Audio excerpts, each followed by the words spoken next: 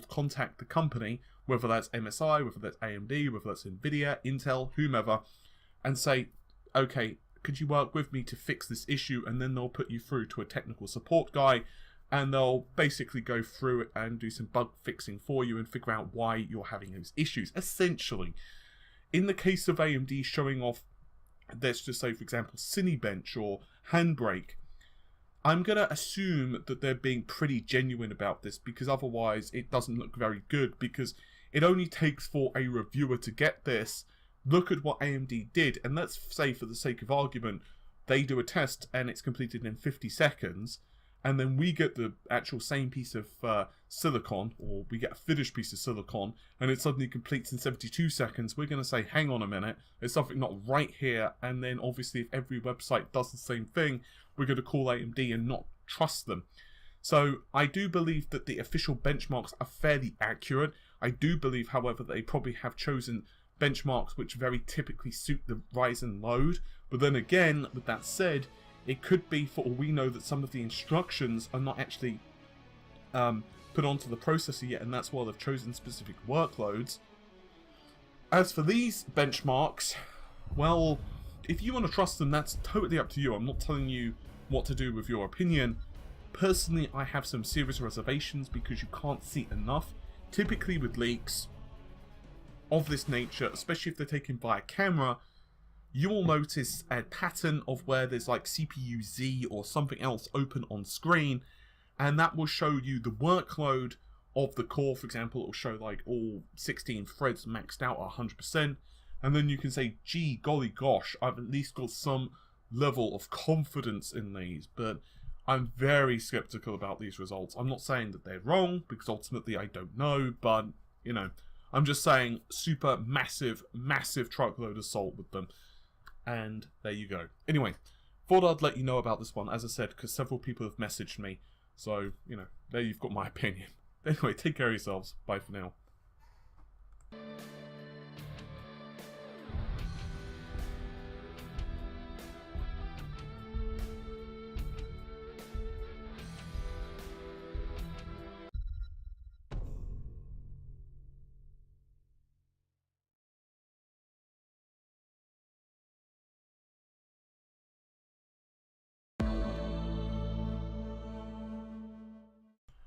Ladies and gentlemen, my name's Paul, and welcome to yet another RedGamingTip.com video. So let's discuss AMD's upcoming Vega range of graphics What's up, cards. fam? My name is Richie from Social Recklessness Intensified, and I'm gonna be doing a thing today. What thing, might you ask? Well, it's this thing. It's a selfie stick. It's 2005 again, with the hoverboards and the sadness. You remember. I remember. So YouTube has been having a ton of trends lately, one being the Mail Yourself Challenge, and while that seems fun and all, it's super illegal, and I prefer not to die or fake a video.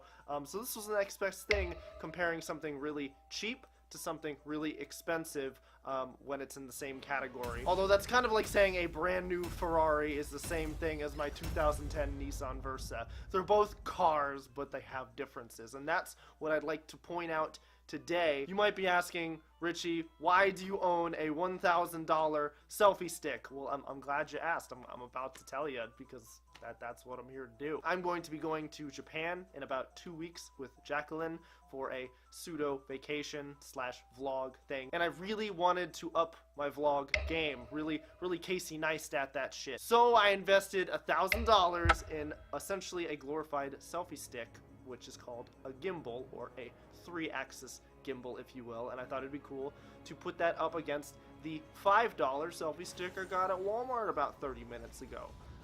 So I guess I'm just gonna start with this guy. So what is this selfie stick used for? Well, it's essentially just a giant metal rod, and you can put your phone or camera on it. Not your DSLR though, because you'll break it. But like, you know, your point and shoot, or like, yeah, here we go. So it's just like literally this and a little stand thing that you can connect your camera on, if you can see that. So I'm assuming this is like a little adapter thing that it came with, which is kind of nifty considering it's only $5. And then this, which is essentially all you need, it's just got the little socket thing that you can attach your phone or anything, any tiny little camera onto, and it's just an antenna, and then you can just be like, yeah, I'm a douchebag. But in all seriousness, when I've owned one of these in the past, when I went to Europe, it actually came in handy because I could get shots that I otherwise wasn't tall enough to get. It actually does make the camera much more stable when you kind of do those like panning shots, or you can kind of mimic a slider or a dolly shot. It actually is a pretty useful tool considering it's literally $5. A Chipotle burrito and drink costs about double what this thing is worth, which is, I think, is really neat. Now, on the flip side, the really expensive selfie stick, which I have actually attached my camera to. Camera obviously doesn't come included. This is the Canon G7X, by the way. It's my vlogging camera. And this is a 3-axis gimbal. It's like this handle thing.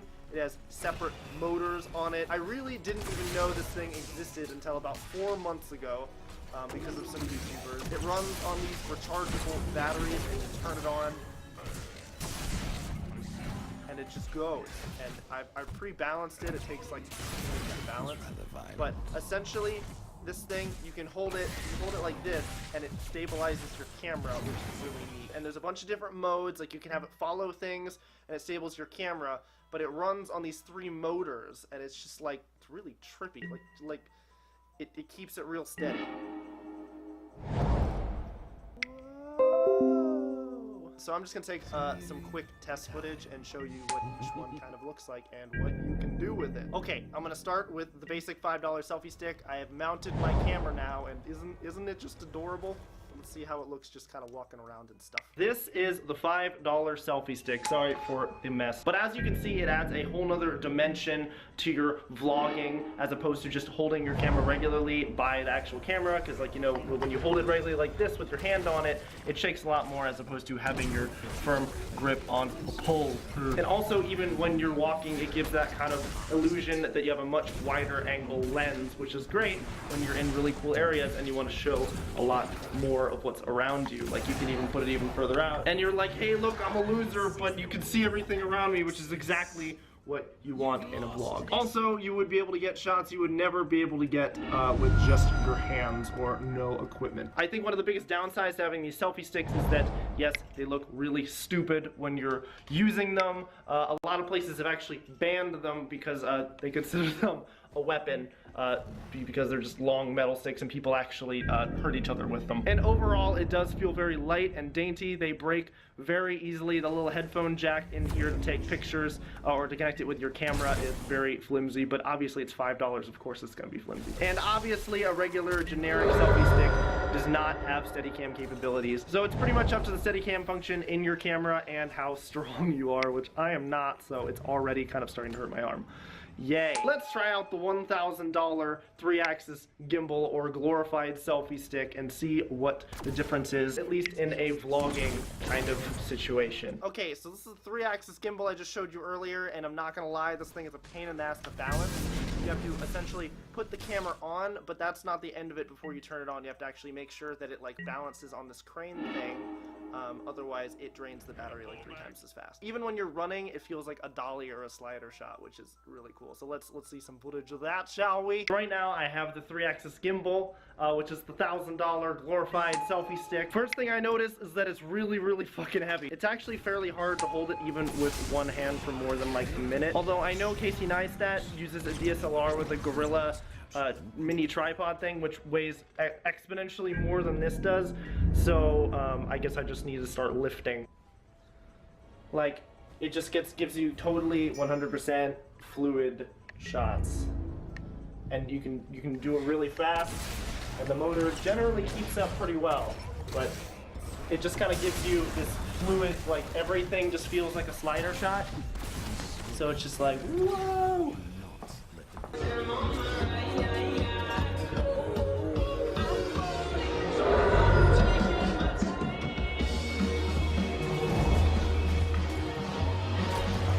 Normally, these comparison videos have some sort of final verdict in the end, but I feel like it's impossible to really compare these two, because the $1,000 version of the selfie stick has like self-powered motors and computer programs, whereas the $5 one is from the Stone Age. It's just aluminum antenna, so they're kind of totally different things that that do the same function. But I remember the feeling I got when I saw this thing 4 or 5 months ago on like some Facebook promo video from some YouTuber using the 3-axis gimbal, and it just gets me really excited for the new technology for camera gear. It's all getting so affordable. And yes, I know $1,000 does not sound very affordable, but just picture this. I did film production work before I did YouTube, and a rig like this costs upward $30,000 to $40,000 for a motorized Steadicam about 5 to 10 years ago, and now you can get it for a little under $1,000. I wouldn't be surprised if they started shelling out this technology to smartphones in like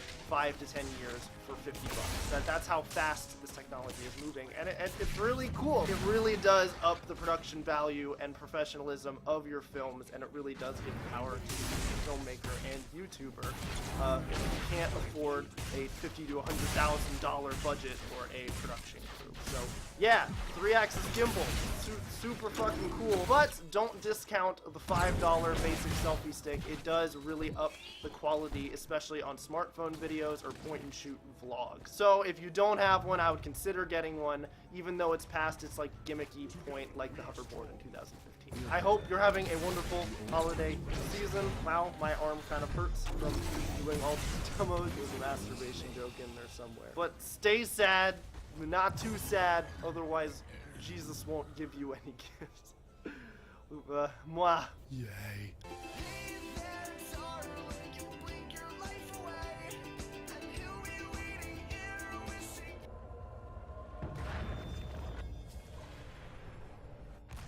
The time is now, heroes. Claim the altars in my name.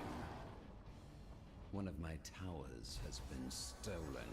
There's always been this kind of hole in our relationship ever since we got married, and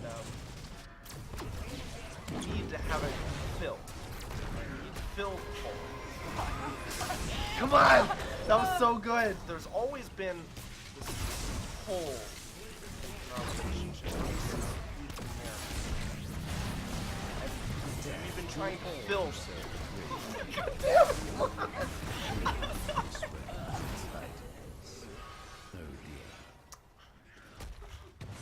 Shit!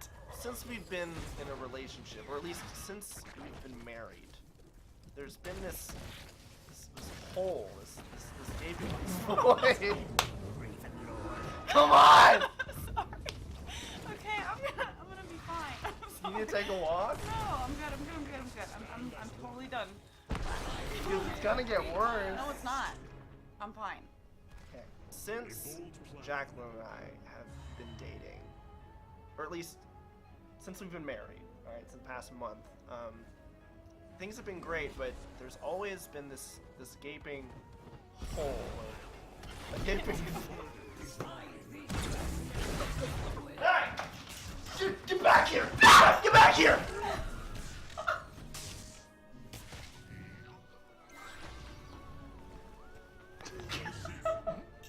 Since we've been dating the past few months, or at least since we got married about a month ago, both of us noticed there's been kind of this hole in our relationship, a gaping void in our relationship. Gaping hole, vagina. It's funny because it's a vagina that's gaping. A hole. A hole. The things go in vaginas that are holes, and it's hilarious for some reason. And it's not funny anymore because I just explained it. So just go, and I'm not gonna laugh anymore because gaping holes in vaginas, gaping holes, you have to fill it. Anything at all that will fit in there, it's not funny. It's not funny.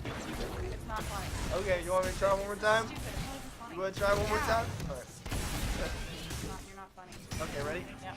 So, the past few months, me and Jacqueline have been dating, or at least the past month, Once more, the altars since we got married. rise from the depths. We've noticed this kind of hole, a gaping void, if you will, in how we interact with each other, and we've been desperately trying to find a way to fill this gaping hole.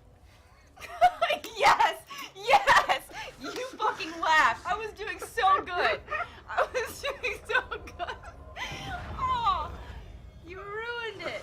And we've been Take the desperately altars and trying put an to end fill to this the gaping grave void. Oh keep going. I'm fine. It's Very fair. Very fair. Very fair. Yeah, and Like all the others. What are you doing? you mean friends can't give each other body massages? Hey!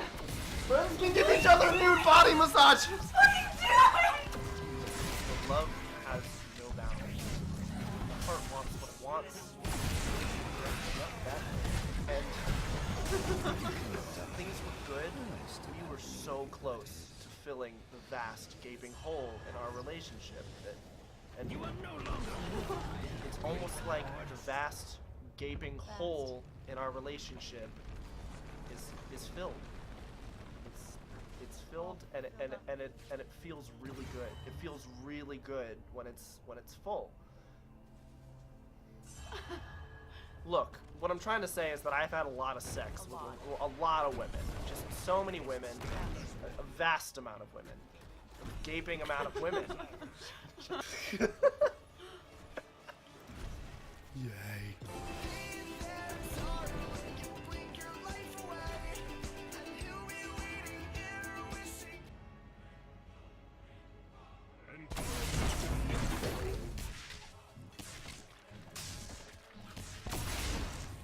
Guys, we broke up.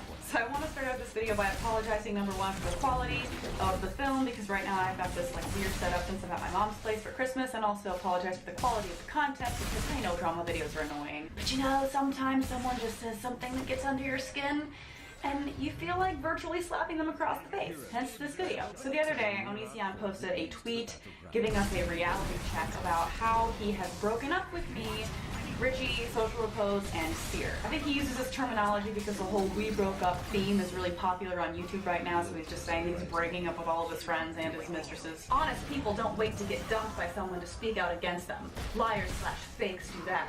Those people talking shit once Onision dumped them only proves how right Onision was to dump them. Okay, Greg, the only reason why I ever talk about you is because you make shitty videos about me or post publicly about me. It's not because you don't want to be my friend anymore. It's because you have a huge audience that you like to broadcast every detail of your life and other people's lives too. I want to digress a little bit here and talk about how he really prides himself on being an honest person. He uses this as sort of a shield against anything that he says that comes off as being a dick. While he's nice to the fit girls, he sometimes says fat girls have Shrek bodies. The reason I said that is because I'm a bluntly honest person. Well, you can't get mad at me. I'm just being honest. It's my honest opinion. Sounds a lot like Donald Trump. He just speaks his mind, you know? There ain't nothing wrong with that. If you guys don't know what I'm referring to, Greg has a Speaks channel where he's kind of made this series where people post photos of themselves on his forum for him to basically judge. He does this on people's body image where he judges whether or not they're fat or how they look, and he recently did one on whether or not he thought these different people were hot. And apparently some of the photos submitted to his website contained photos of underage girls in underwear that he then posted in his video. This story was covered all over the place, including Drama Alert. YouTuber Onision runs creepy forum where young teenage girls post photos in their underwear? What the fuck? According to the article, Onision, who is 31, actively encourages girls to post photos of themselves on his forum to use in his videos. Now, we didn't go to the forum at all, but according to the article, some of these girls are as young as 11 years old posting photos in their underwear. And Keemstar really pissed off Onision. Thank you to Keemstar for once again being Keemstar and trying to turn something that's nothing into something for the sake of attracting attention to his ugly fucking mug. Like, the butt hurt is real. I'm no longer going to be doing videos on people's bodies, so if you, a viewer, wanted to get honest feedback about your body, no BS, 100% truth, realize that you can no longer do that because of moron article writers who assume every other person they encounter is a pedophile. No, I don't think that he's some kind of creepy pedophile, just a creep. And you think out of all people I would know because my own father is an accused child predator. Okay, you're not helping your case by saying your dad was a pedophile, but regardless, I don't think you are a pedophile, but I do think it's really fucking creepy. You're sitting there judging the bodies and looks of girls that are mostly half your age. That's just weird. I'm sorry. It's weird and creepy, and most of the times you're a dick about it. Yes, you can sit there and retweet all of these people who say that you've helped them, and I'm sure that you have. Just like a lot of people who are outspoken and dicks have helped people, but that doesn't mean you haven't hurt a lot of people in the process too. And like I said, you can't just use this shield of, well, I'm being honest about my opinion to cover up the fact that you're kind of an ass. The I'm gonna say not hot. At this moment, I don't find this person particularly attractive. Maybe a 7. A ginger that looks slightly different than the typical ginger. This girl needs to fix her right eyebrow. You reconsider your eyebrow and try again. And this girl's not necessarily attractive. Like 7.9. You look like a cast member from The Office. Not necessarily hot. This girl's wearing a grandma sweater. Not hot. There's no way that you can think that that wasn't hurtful to those girls. And like I said, creepy. So all the hate that you received prompted you to make a video saying how you weren't going to continue the series, which lasted all of like maybe what, 2 days? So with that being said, we're continuing the body image videos. Fuck you haters. Some of you call that hypocrisy because some of you are morons and you don't understand that people can change their minds. This person is hella fat, like super duper fat. Here we have a girl that's very skinny, essentially unhealthily skinny if you lose any more weight. Fat, in my opinion. A lot of you might think she's thick, but I think thick stops when your gut kind of extends outward. Change your diet. I don't have much else to say. I encourage you to review Twitter and see all the people I've helped with their body image issues.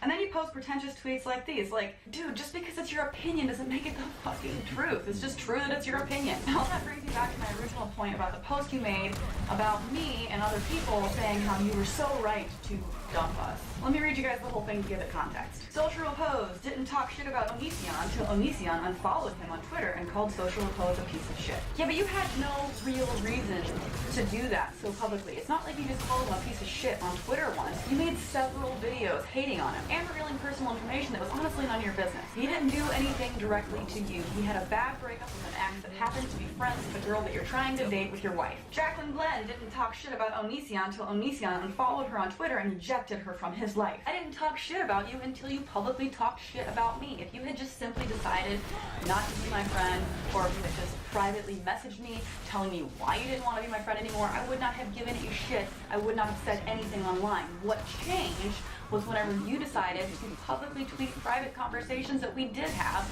and try to make me look like an ass just because I associated with somebody that you didn't like.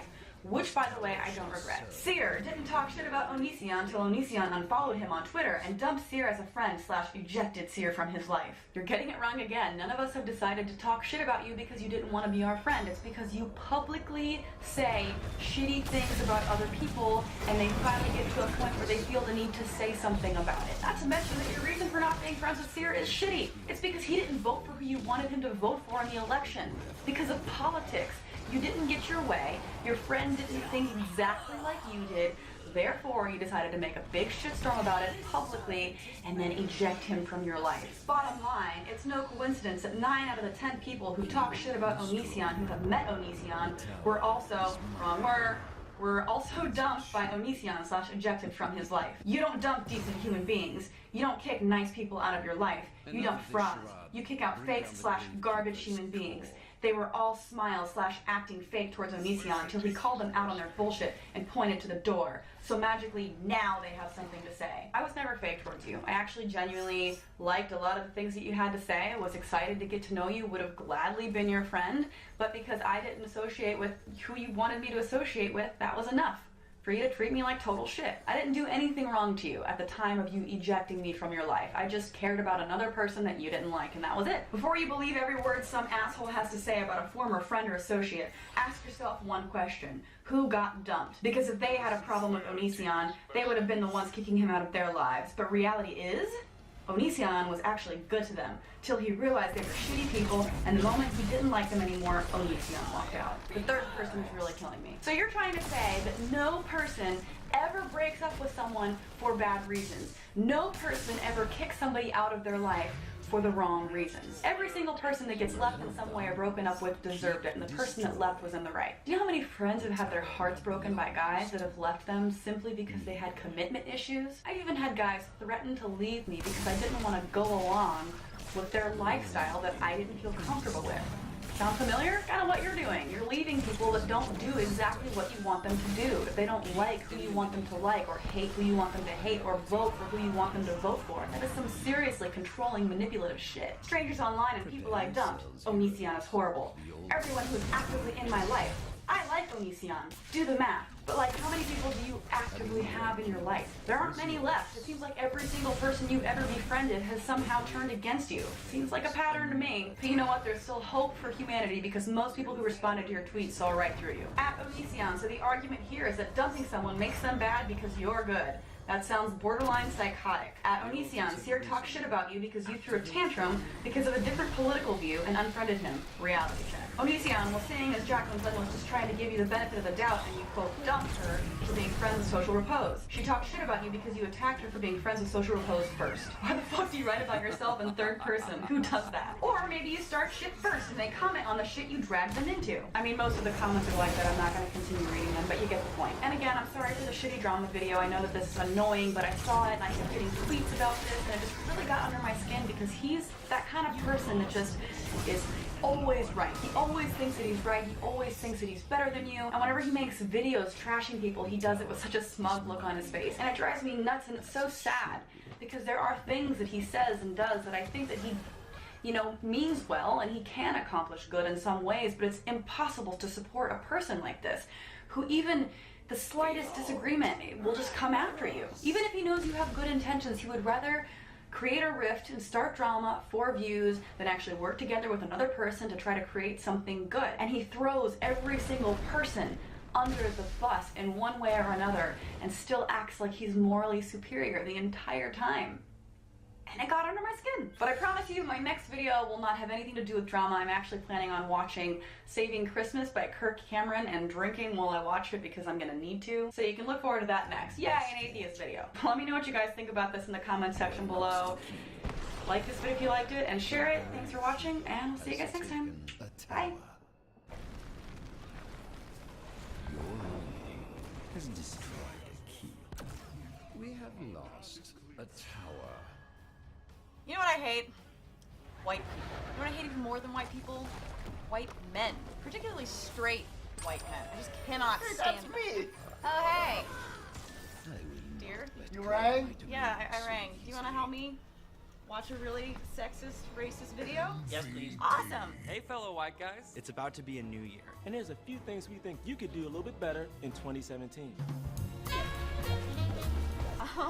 So there's a video called 2017 New Year's Resolutions for White Guys. So Hey, that's me! That's you. So let's That's the pigment on my skin. This is gonna be relatable. maybe you'll learn something. Yeah, baby. What do you think they're gonna teach you? I don't know. This video is gonna be really racist. No, wait, no. It can't No, be you racist. can't be racist because there's no such thing as Yeah.